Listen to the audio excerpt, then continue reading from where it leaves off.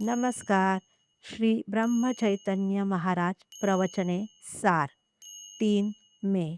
निश्चयपूर्वक नामस्मरण आणि चित्त शुद्धी.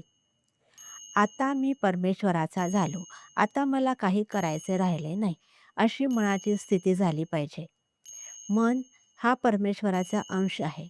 मनाची अत्यंत क्षीणतेची अवस्था म्हणजे मृत्यू समयची.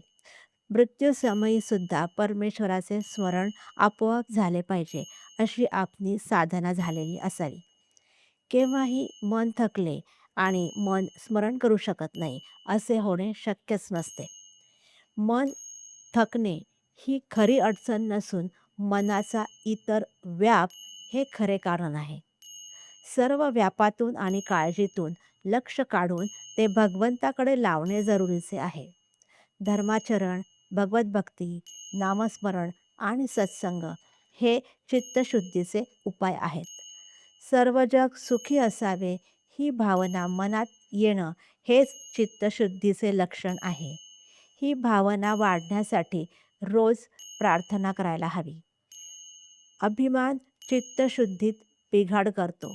तो कधीही डोके वर काढू शकतो व आपला घात करू शकतो. पण भगवंताच्या स्मरणामध्ये अभिमानाचे मरण आहे. म्हणून नामाशिवाय जगात दुसरे सत्य नाही, अशी भावना ठेवावी आणि नामस्मरण करत राहावे. निश्चयपूर्वक नामस्मरण केले की चित्तशुद्धी झाल्यावाचून राहणार नाही. तेव्हा नामस्मरण करत राहा, आनंदात राहा. धन्यवाद.